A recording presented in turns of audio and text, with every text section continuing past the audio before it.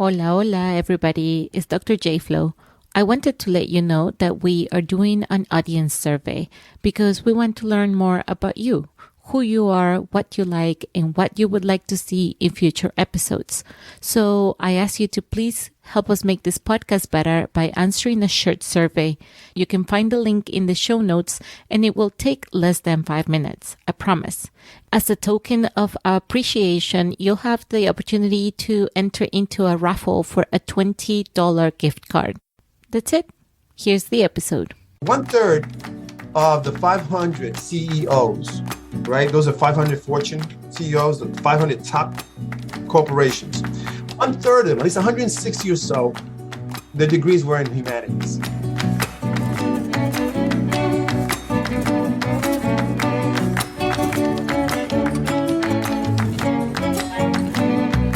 Welcome to LatinX Can, a podcast showcasing Latinx professionals who turn their dreams into realities.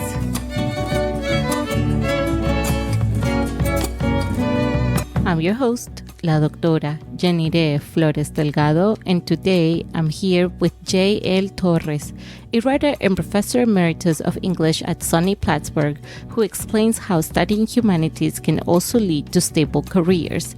And he is here to tell you, sí se puede, my friends, sí se puede.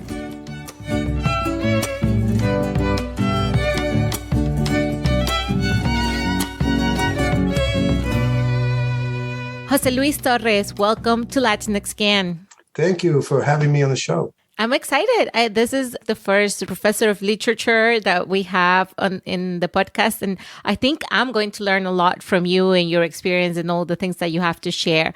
So let's start by talking a little bit about your story and where your story begins. I was born in Puerto Rico, in a town called Calle, which is sort of in the center of the island. And I was there only about 6 years. And then my mother decided to come to the States. And that sort of started our sort of, migration story. And, she wanted to connect with my father, who was there already. And, they tried to make it out, but it just did not work.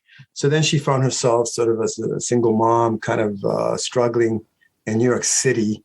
And my whole life, really, a good portion of my life was living and growing up in New York City. That's sort of my formative years really were there. All my education was in the States. And then when I was about 26 or so, I decided to return to the island. And just to get really, first of all, two things. One, to help my mother move back because she wanted to move back to Puerto Rico. And so I wanted to help her settle in. And at the same time, it was a good chance for me. I told my mom for me to maybe, find out about Puerto Rico and get some material for my writing and stuff like that. And so I did that. And I started teaching at one class there just to make money. Mm-hmm. And I fell in love with teaching, and I said, this is really cool. I think I could do this. I could do the college teaching thing. And that started my career as an academic. By then I had gotten my MFA in writing because that's really what I wanted to do. But then I feel like, I have to get a doctorate. So then I went and got my doctorate in USC, University of Southern California, Los Angeles. And then 40 years later, I've decided to retire. And during that time, I've also been writing and publishing books. So that's pretty much, I'm married now for 34 years, 35 years coming up this year. And also have 2 sons. And I'm retired. So that's my phase of life right now. Retired person. I wonder, what was it like growing up in the Bronx when you moved from Puerto Rico to here? And I recognize that was ages ago, and I'm not calling you old, but just a long time ago, right? But I'm just curious what that time was like. Well, there's no problem. I have no problem saying I'm 67 years old. I burned all my gray hair. I'm a senior. And that was back in the 70s, which was, in the South Bronx it was a very important in forming the way I am in many ways and the way I see the world. And it wasn't a place of constant horror. Even if it was considered poverty, I never, I never went hungry to bed. Yeah. I never had, I had my clothing, I had a roof over my head, And I actually even had some good times. But it was basically redlining. It was, people moved out. White people moved out when we started moving in. We don't want to live around with those Puerto Ricans. And if those Puerto Ricans are moving in, that means the neighborhood can't be good anymore, right? So they moved out, and then they basically, banks said this area, literally a red line around that.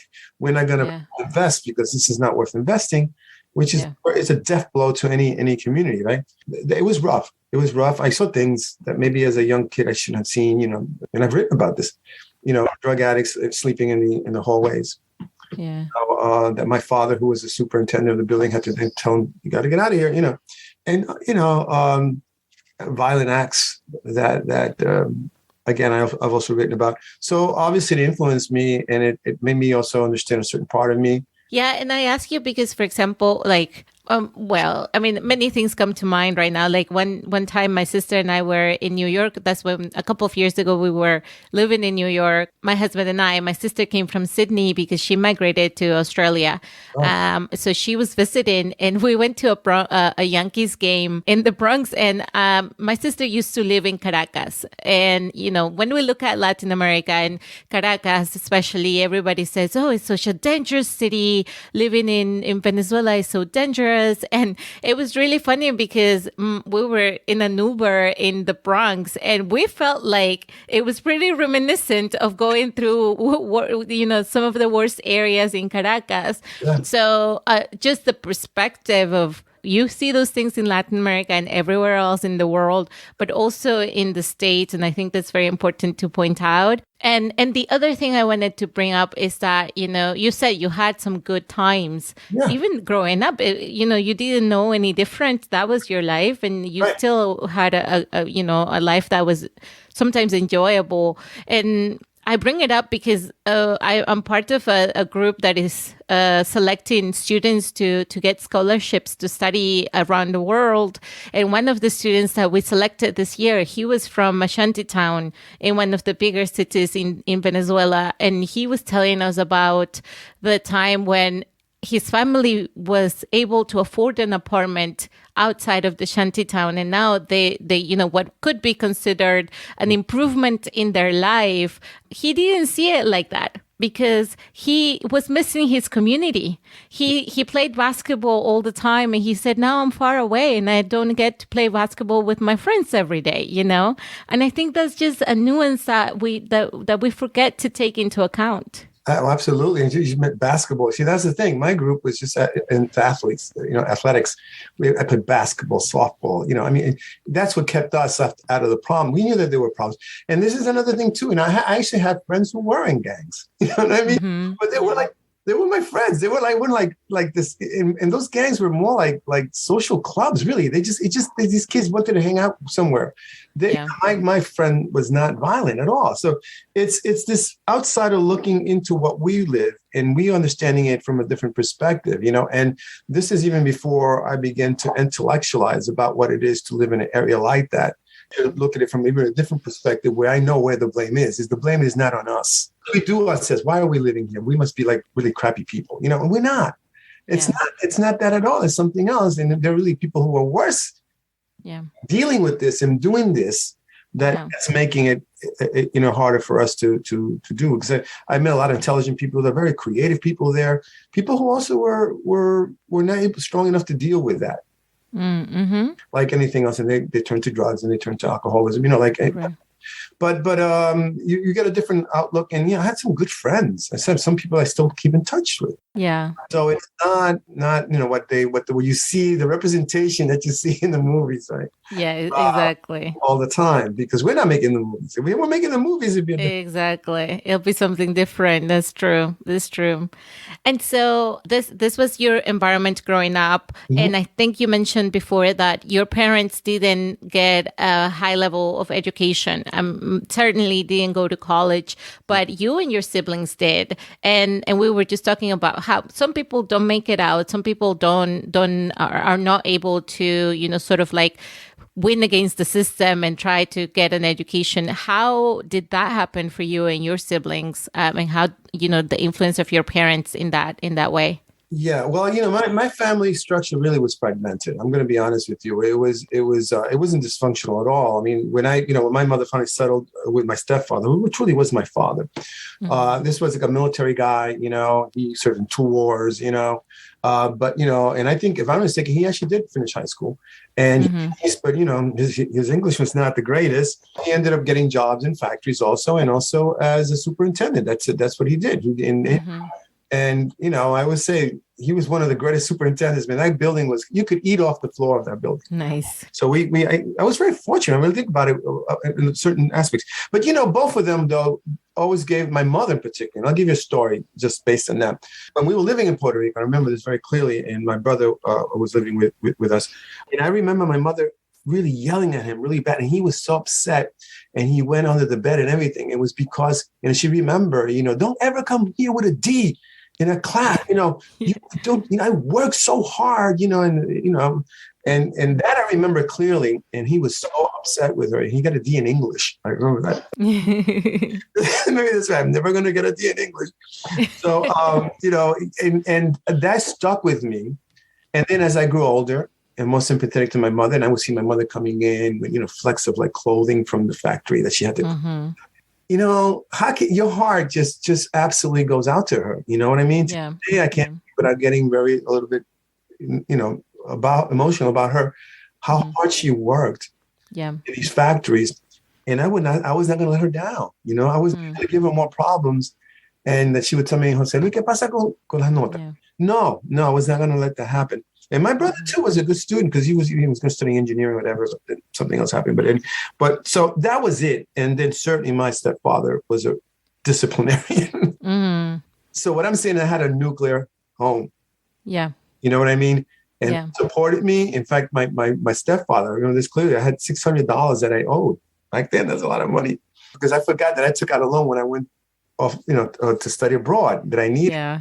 And I said, okay, I need some money. So I'll give you a loan. Your kid, should I take the loan? Not understand that the loan has to be paid back. And so they said, oh, you owe this money. And this is my senior year and I'm going to graduate. And my stepfather said, nah, don't worry, I'll pay for it. Yeah. Like, wow. You know what I mean? This man, he's not my dad, but he is, in a way. He is. Yeah. He was there. He said, I'll pay you. Don't worry. $600 for a guy that's a superintendent. And I felt like, wow, I am blessed. And so that was really the key. And also I was always good in school. And I was always one thing about my father, he was smart, obviously, and he passed that gene to a few of us. So that's on that side of the family. Yeah, they were doctor. One's a doctor and a lawyer.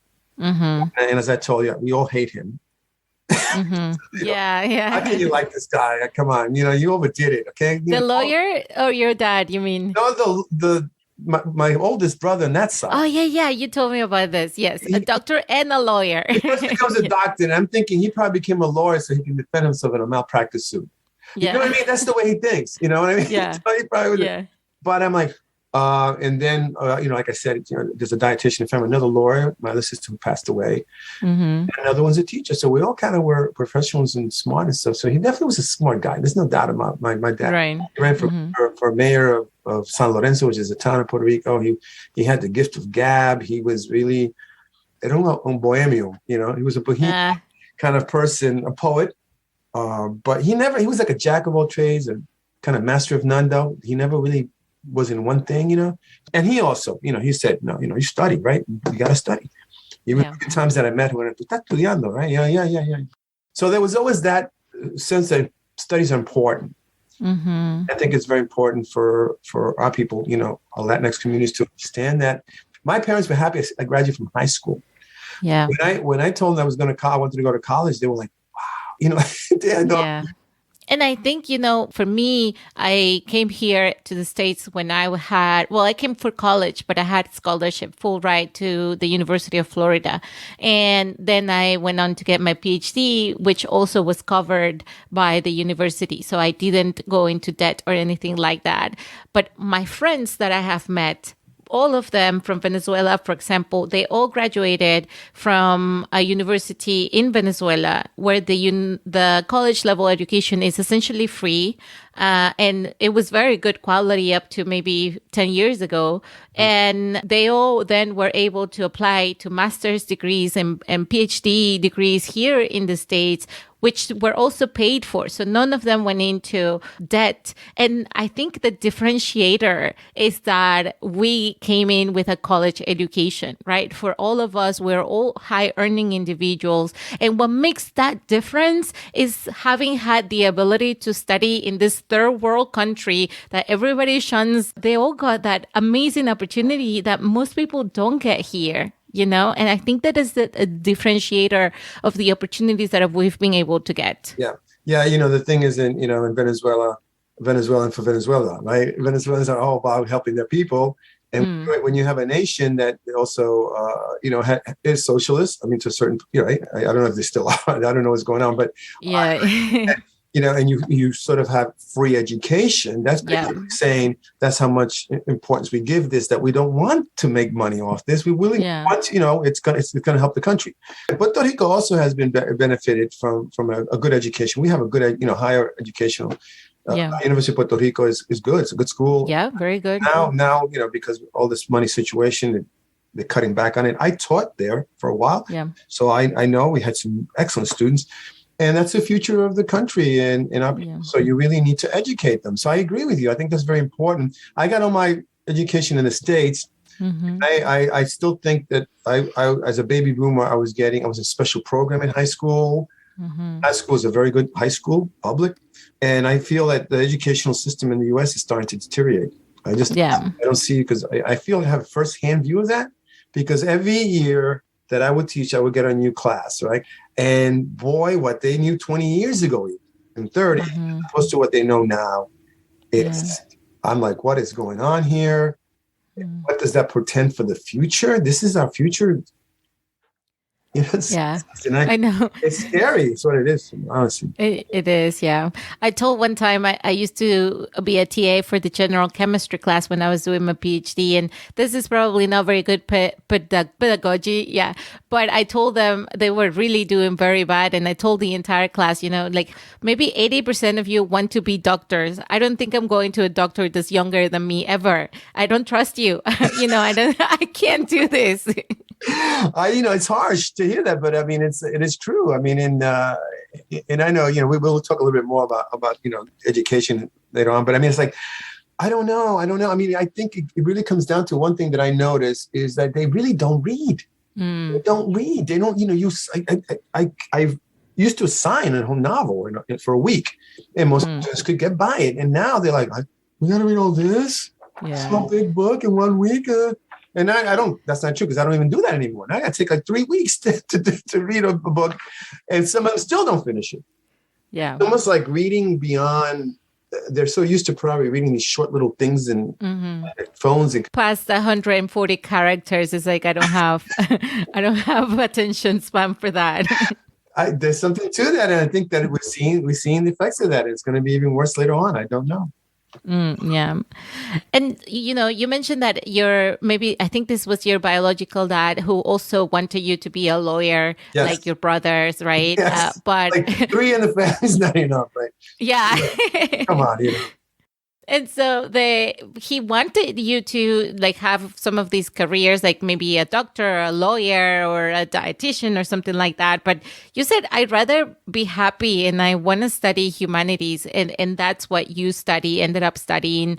And many immigrant parents from any demographic group usually want their kids to study those kinds of degrees because they mean that they have stability, right? And there's also this myth maybe that if you study humanities, you're not going to be able to find a job. You're not going to have a comfortable life. So can you talk more about that? Having gone, 30 plus years in this career, what is your take on that? Well, I have to sort of start with just the idea of what stability is. I don't know what, in this economy in particular, that's a big word. We're entering into economy in the United States that really is not stable, and is not going to be stable probably for a period of time, and not just because of the pandemic. So, and honestly, you got to understand the young people. If I'm addressing the young people now, your parents might mean well, okay, like all parents do.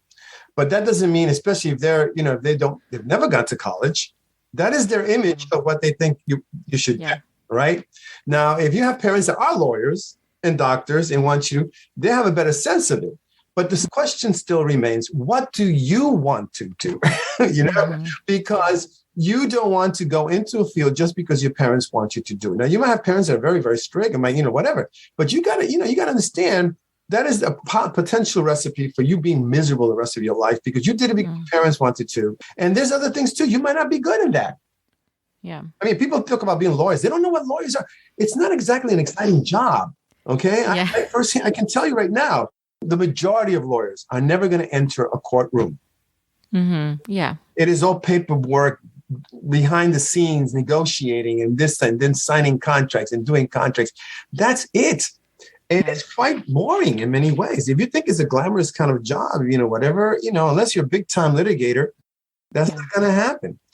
And so there's a lot of mythology behind this. So don't take it that they know what they're saying or they think they know, and ultimately you need to go. And I'm going to give you some facts here about humanities because the humanities are perfectly fine. And by the way, if you want to be a lawyer, you know what most law schools, the top law schools tell you, these are the majors you should take. Yeah. Yeah. Number 1, English. English, yeah. All right. 2, history, philosophy. That's what they want you. Yeah, you can get in by, if you were pre-med and then change your mind. Because you have to take the LSATs like everybody else. Yeah. They want people who can, first of all, read well. Mm-hmm. Because I have news for you. If you want to be a lawyer and you don't like to read, you better not be a lawyer. Because you're like 95% of the time reading, okay? Yes. You have to not only know how to read, and this is something I tell my English students, don't let anybody ever tell you what you do is useless.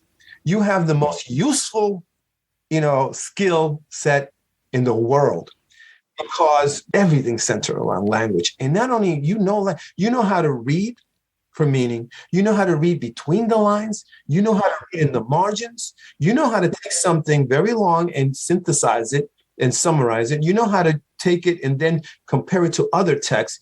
And then you know how to interpret. Yeah. What does this mean and what does not mean? And what's in the gray area is that it might mean.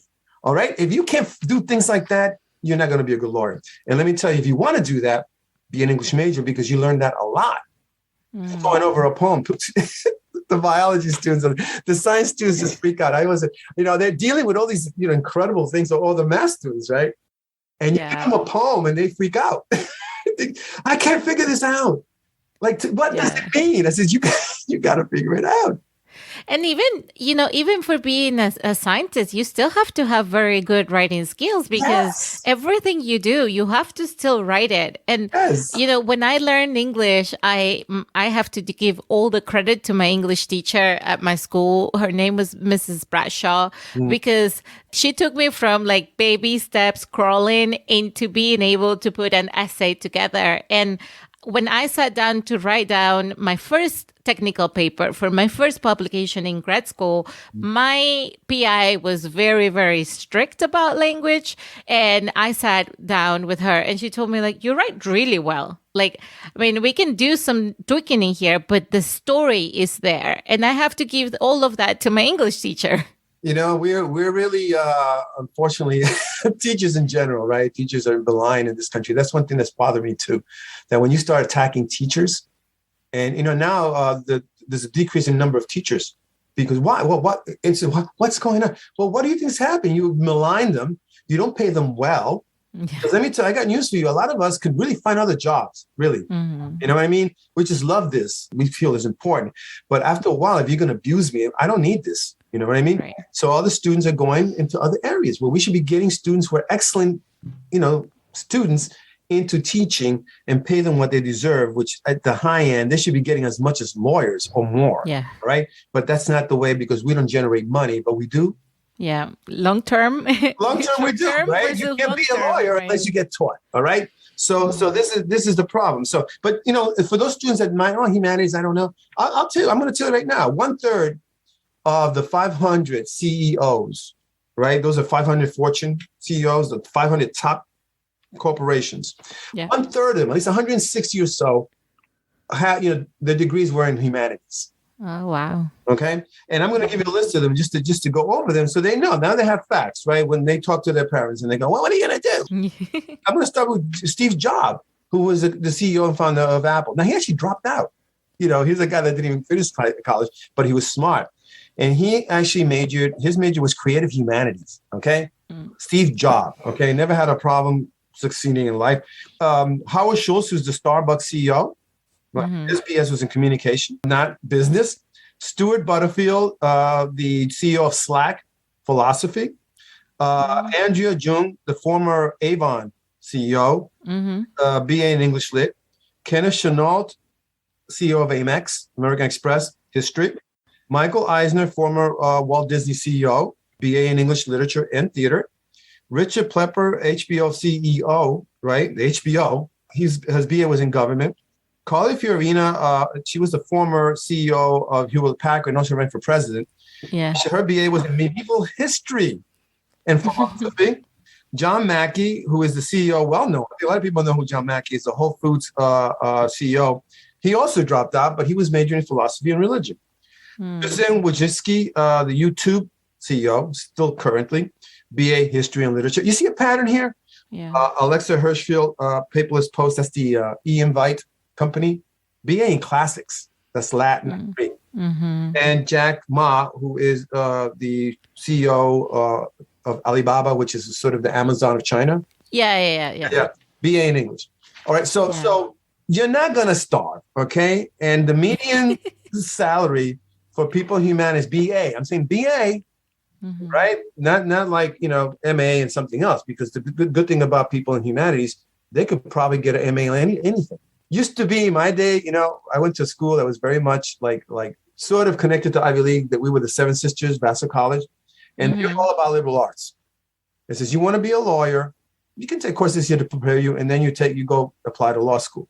You want to be a doctor, we'll give you all the courses, and whatever, okay, but you're going to still take philosophy. You're still going to take this, right? And if you're going to be in business, there's no business school here. To this day, there's no business department at Vassar. They'll be the first to tell you, you don't need to, you need to get your MBA. Yeah, sure. And we'll prepare you for that. You can take courses in economics. You can take courses in, math and calculus, things that you need for that. You don't need to have a degree MBA. So this is the idea, right? That somehow X major equals X job. There's no guarantee. There's no guaranteed job. Yeah. But you need to Very true. get a good education, including writing, which is very central. Definitely take some English courses and learn how to write, because that's going to help you in anything you take. And it's $58,000 is the median salary for somebody with a BA in humanities. That's not bad, considering that the average is like $35,000. The average for a college degree?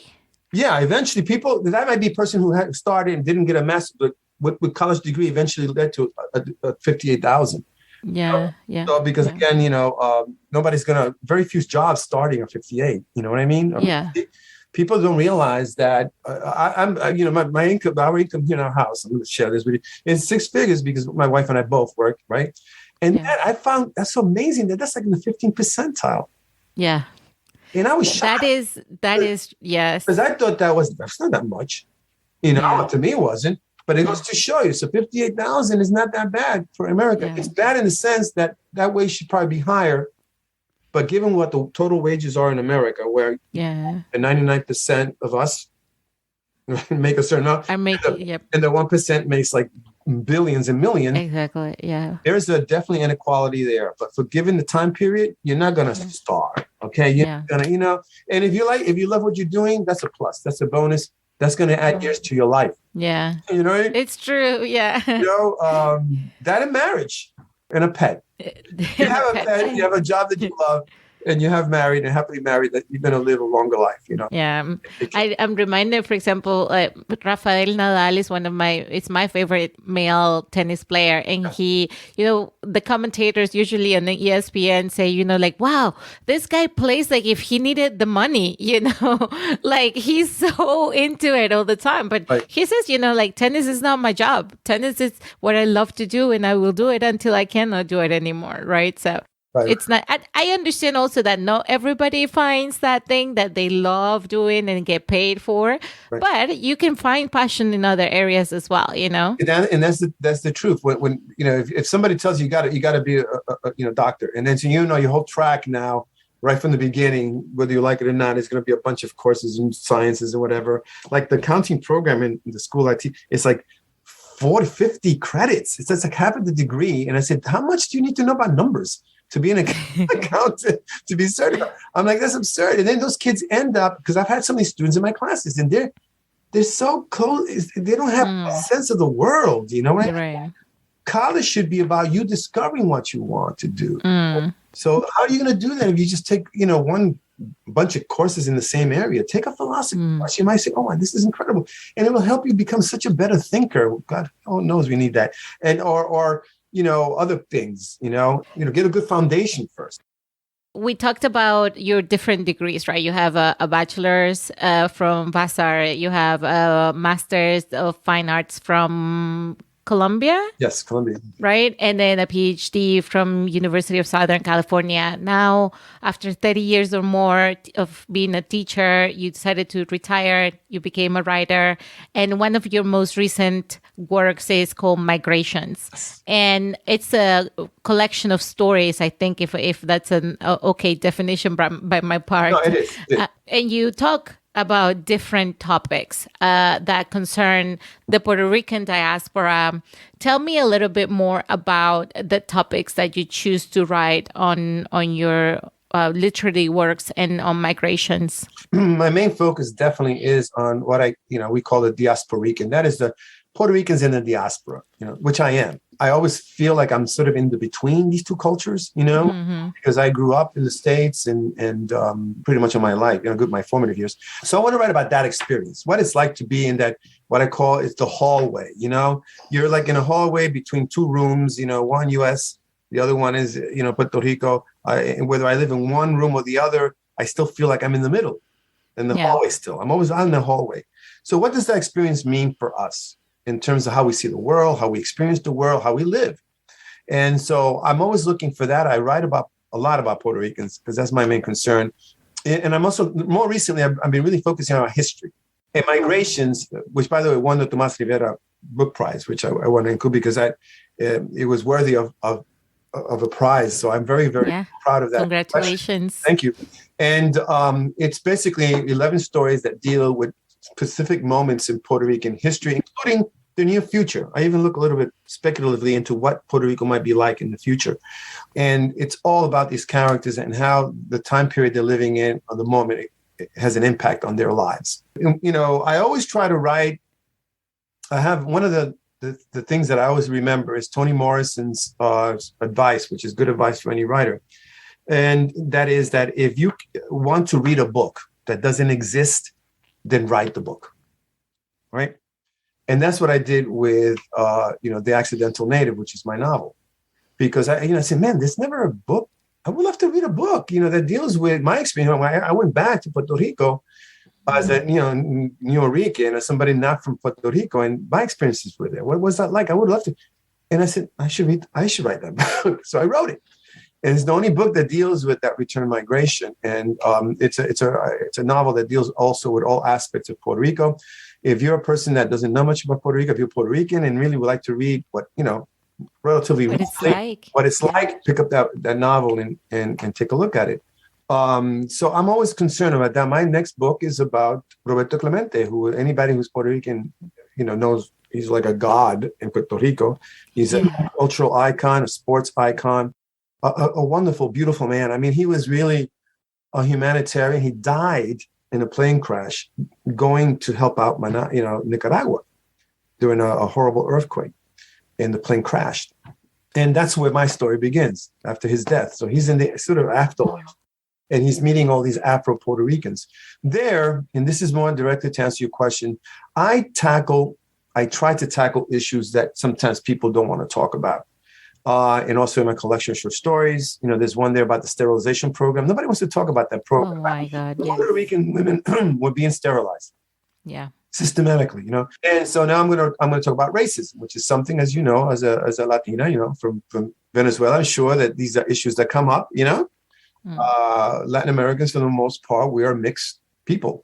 Somos criollo, somos mestizo, Yep. for the most part, some more than others, or whatever. But Puerto Rico, todo el mundo tiene esa tajita, right? A little slice of it, Yeah. Yeah. and that's the way our countries developed, whether indigenous, African, or European, i.e. Spanish, Iberian. So I want to write about that because I think it's still a problem with us. We like to think that because we're not Americans. Americans really are the racists. We're mixed, but we have our own. Yeah, we definitely have our own. Yeah, various forms of racism that I try to tackle here in this particular novella. He meets all these different Afro-Puerto Ricans, each one in a particular sector, whether it's Jose Celso Barbosa, medicine, right, science, whether it's Miguel Enriquez, the 18th century privateer, pirate, who himself, being a mulatto, was a slaver. He owned slaves. Whether it's now I'm doing Celestina Cordero, who was the sister of Rafael Cordero, who was the founder of Puerto Rican education. She herself was an educator, and she's left out of the history books. So what's it like to be a woman of color and then be a woman, right? And now, the intersectionality of that, you know what I mean? Those are the issues that are constantly raised by the different people that come up in these stories. This sort of episodes, of him trying to find out. He's in the afterlife, stuck, sort of in the whole metaphor for all of us Puerto Ricans. But he's now there trying to figure out why I'm not moving somewhere. You know what I mean? And it's his having to learn, because he died really young, 38. And I think if his life had progressed, I'm sort of speculating, he would have changed his, because he was a smart guy. And I think if he had run for governor of Puerto Rico, he would have won. I like that, you bring these topics to light. I have this, for example, part of it, I think, is the way that we were taught about slavery, for example, right? Like, we see Simón Bolívar was the libertador, not only from Venezuela, but for 5 different countries in Latin America, right? So he is a god in everybody's eyes. Right. His family was a slave. They were slave owners, right? And like the lady who took care of him was a black lady that was a slave owner. I mean, not a slave owner, a slave. But we look at him and we're like, oh, they were the good slave owners, So like we've rationalized it that way. There's no such thing as you go for living a couple of years under the domination of somebody that's pleasant. Exactly. See how you like it, and see exactly. It's like, but that's what we were taught, right? Yeah. Like we were taught to forget about the fact that they had slaves because he freed our country from the Spaniards. Right, now, of course, at least I have tried to come to rationalize all of that. And I still have a very, very long way to go. But the fact that you touch on these topics it's really important, because we all have to open our eyes. Right. What I was going to say, though, for example, I think we have to be very careful, because those things happen. We have racism, we have colorism, and we have to also come to terms with it and understand our part in it. Mm-hmm. But we also tend to like hit ourselves in the back and like good Catholics just punish ourselves even harder because we want to, because we think that we're worse than others, like with machismo, for example, right? Yeah. The entire world knows the word. The entire world is going to stereotype Latinos and Latinx, Latin men as machistas. Mm-hmm. But we're not more or less machistas than any other country in the world, especially not in the United States. No, absolutely not. Like I said, and I mentioned before, patriarchy is not something we invented. Okay, I mean, and you can go to some parts of Europe where the men in Italy, what's the Italian for machista? They would probably have a word. I mean, it's not, and actually the Latin countries are very much, also, but you everywhere. You find that everywhere. I mean, in Asia and Japan, women had to walk in back of the men. Yeah. I mean, they couldn't walk on their side. It's like, those ideas are just horrible. So no, we don't have any kind of a monopoly on machismo. Exactly. Yeah. And I don't know what you mean, but at the same time, in our sense of, and this is exactly something I explore in this novella, is that our racism comes from a different source. It's there, but at the same time, you got to realize the difference between the British, and I used to always teach this, the difference between the British and Spaniards, how they colonized. Yeah. They had no problem mixing with people of color. Yeah. Why? Because they had, the Moors conquered Spain for 800. Yeah. This is all these people who think they're white because, they happen to be Spaniards. My ancestors were Spanish, and they might be like complected, a little bit like me, a little even lighter, and they think, oh, I'm white. And I'm saying, yeah, but, the Moors controlled Spain, not for 2 decades, 800 years. Yeah. Somehow don't think that somehow those people didn't mix at all. I mean, seriously, 800 years is a long time. And so this is why, it's kind of hard to find. I've been to Spain many, many, many times, and it's hard to find a very blonde person in Spain. I mean, it's like, yeah, you can find them, but, most of them are kind of, brunettes, and then you go south, they're darker. So this idea that somehow you're a Spaniard, it makes you like purify you from you. And then you come to the Caribbean and you think you're going to be, wow, you don't know your history and you don't know very much how the races were moved around in the world, right? So I really think that we have a different sense is what I'm getting at. You're right. But at the same time, we also have to be, not use that as some people do. Oh, we're better. Exactly. Exactly. So that thin line is what I'm walking here. And every Afro-Puerto Rican he meets in this, Roberto Clemente meets as he moves on his journey, it teaches him something else. And that issue of colorism will definitely come up, if it hasn't come already, because Miguel Enriquez in the first chapter basically tells him, boy, you are darker than I am. You must have really had it bad. It's that kind of thing that he says, So there's always this perception, and he, of course, he's the businessman, right? So he says, I did what I did, I would do it again, because I had to survive and this kind of thing. And, Schomburg, Arturo Schomburg, who's a running character throughout his guide, sort of, he says, look, the only color that Enriquez knows is the color of money. He's never going to change. And maybe that's why he's stuck here. So it's that kind of thing. So it's interesting on different levels, what I'm doing with that book. I mean, I totally agree. I mean, those are things that we have to touch on, that we have to come to terms with. We have to realize that's an issue. Most people just bluntly don't look at it and decide that they're no racist because I'm mestizo, I cannot be a racist, which is also not true. But just also keep that in perspective because we like to put ourselves down as well. It's interesting you mention that because Puerto Ricans have always had a problem with that. And survey after survey, like 75% say they're white. I'm like, oh my God. But most recent, I think maybe in 2020, there was another survey and that number just dropped.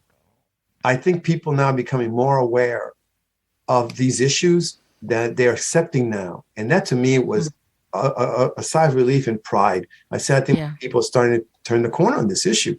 We're people of color.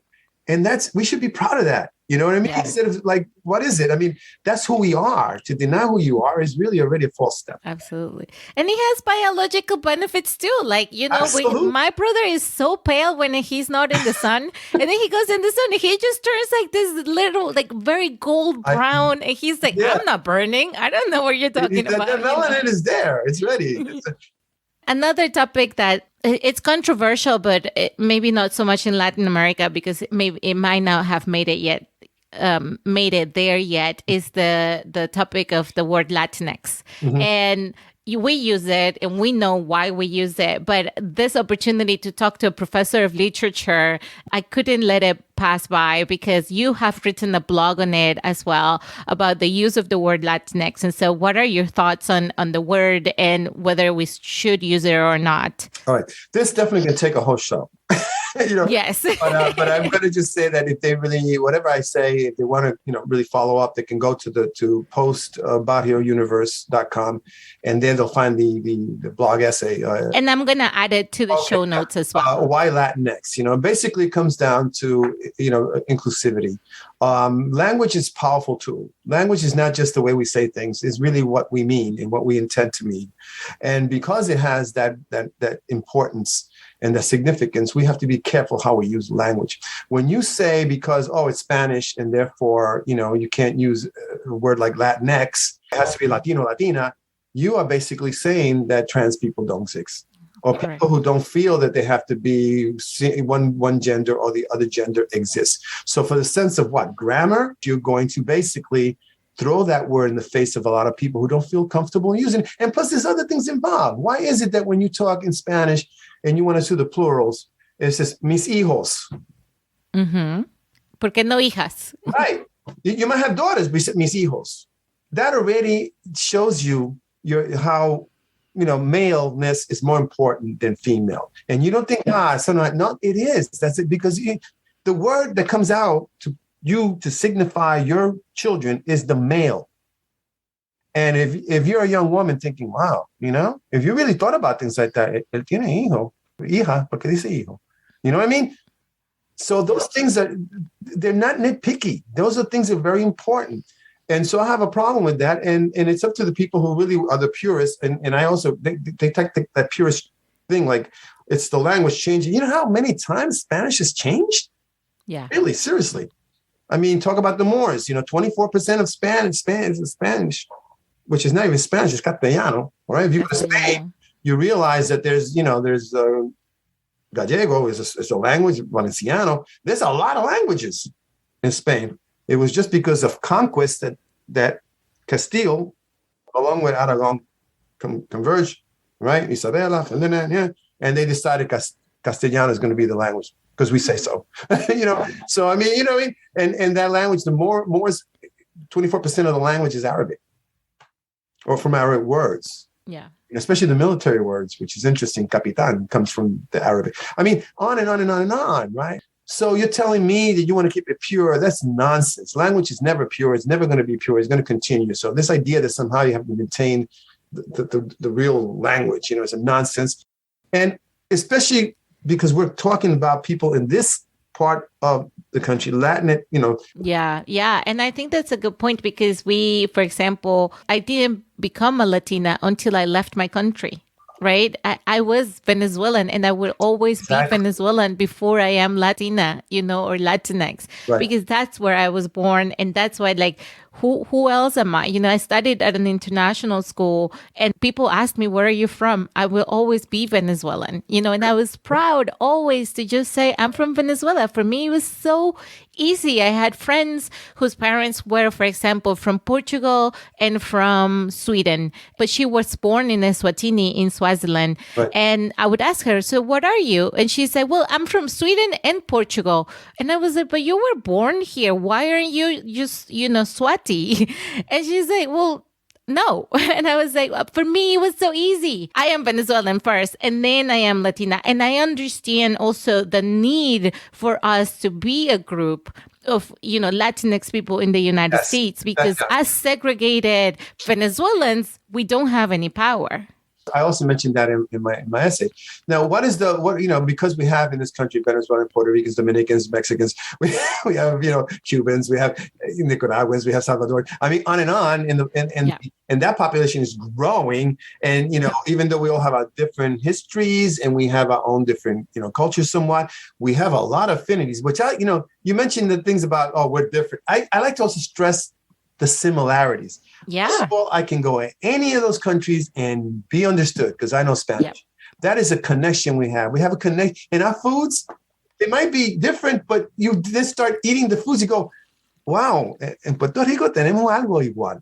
You know what I mean? So we have a lot of similarities that we should be really, and we, in terms of our populations and in terms of what we're dealing with, we're challenges. We have a lot of similarities and a lot of things in common that we should be working towards. How do you call these people, that's all these groups, in a sentence? Yeah. And this is, in language is about economy. If I want to mention all this group, I'm not going to mention every single group in a sentence. Yeah. That would be a long ass sentence, right? Yeah. So I have to come up with a word. So better than using the word that the U.S. government came for us, Hispanics. Yeah. Which, no, we're not Hispanics. We're also, yeah. I'm not from Spain. I'm from this part of the world. Big difference. Yeah. Okay. So because of that, we refused to say Hispanic. So we wanted to come up with another word. We came up with Latino. And now because of the inclusive, genders issues that we have to say, well, wow, that's only male. Right. I'm a Latino. Yeah. You're not. Yeah. Una Latina. So it's Exactly. like this. So we say, oh wow, that's messed up when you really think about it, right? In terms of pushing the patriarchal mind, Mm. we want to dismantle that. So we got to start with language. So because of that, then we come up with Latinx. Some people are pushing the idea of Latine. Maybe that's even better because the X is a little awkward, although we don't pronounce it. We pronounce it Latinx. But, we evolve with the language. The language has to evolve because the times evolved.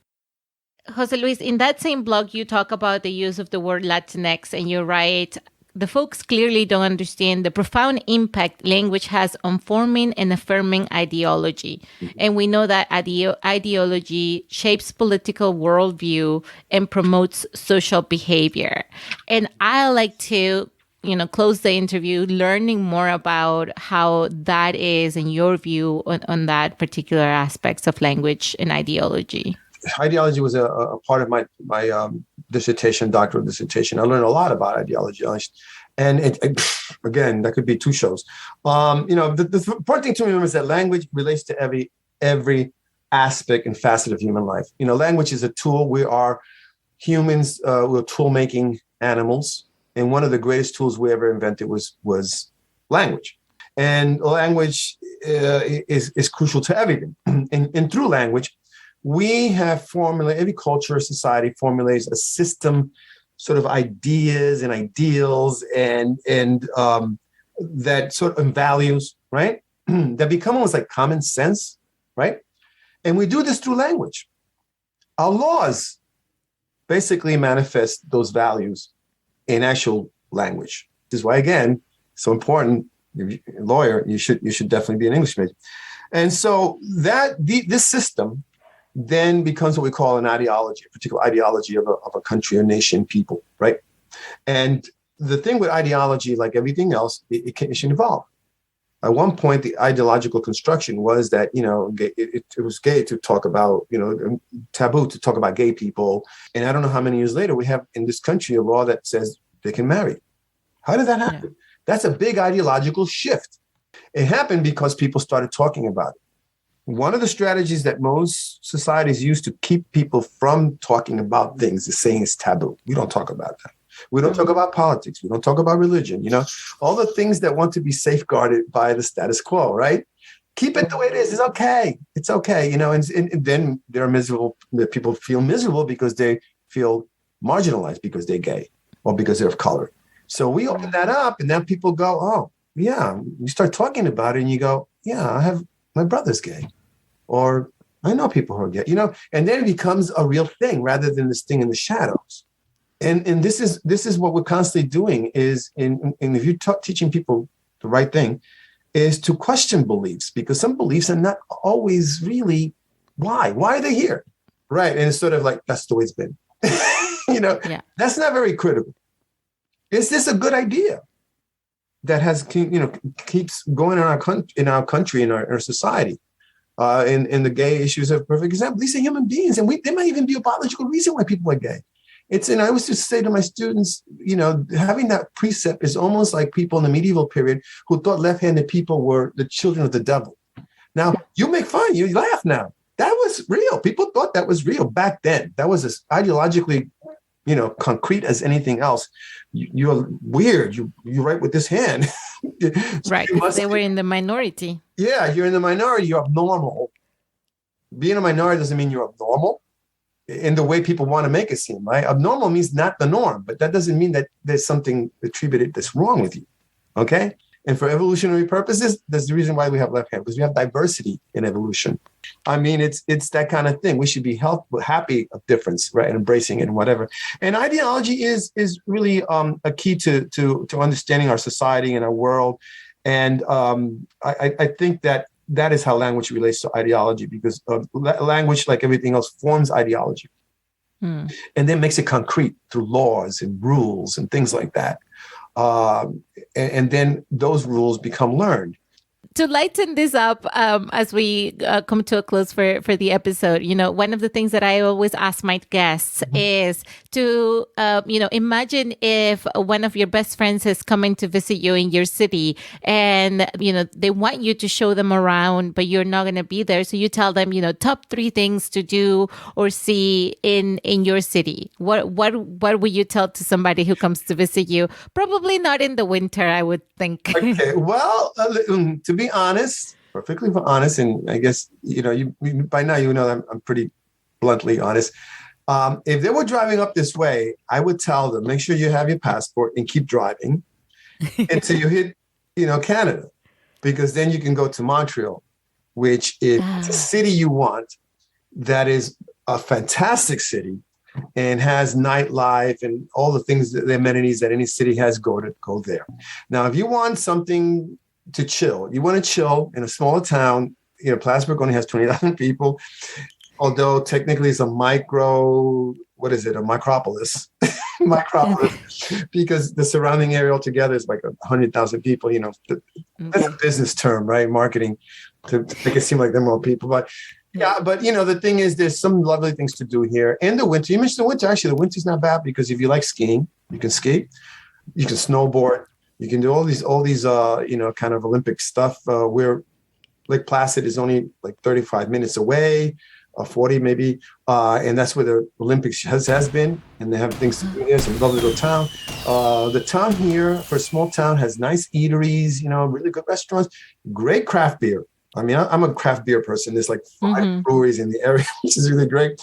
And in the summer, it's beautiful. You can go hiking in the Adirondacks. This is the kind of area that, if you want to come here, not the city itself, because the city's small. It's not even a city, really. There's not. But around the area, yes, there's things to do. There's also Burlington, which is across. It's a college town. It's wonderful. And so those are the kind of things that I would suggest you do. There's natural things like Osebo Chasm, if you're interested in kind of stuff like that you can raft in it in the summer.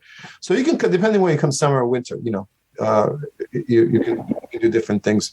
And there's things like the Museum of the War of 1812, because that was a big war for history. Honestly, not too many people know about it. And there's a museum because the big decisive battle was in Lake Champlain, which is right next to us, which is, again, another beautiful thing to do if you like boating. Lake Champlain is, after the Great Lakes, it's the 6th, probably largest lake in the United States. So there's a lot of nice things to do. Well, Jose Luis, thank you so much for joining us in the podcast today. Thank you for having me. This was fun. Thank you for listening. If you want to put a face to the voices you just heard, follow us on Instagram, Twitter, and TikTok at LatinXcan. If you have questions or feedback, you can email us at latinxcan@gmail.com. And if you want to support our project, please leave a review. We have made it easy for you and added the links to the show notes. That's it for now. Don't forget to hit that subscribe button, and remember, unidos somos más.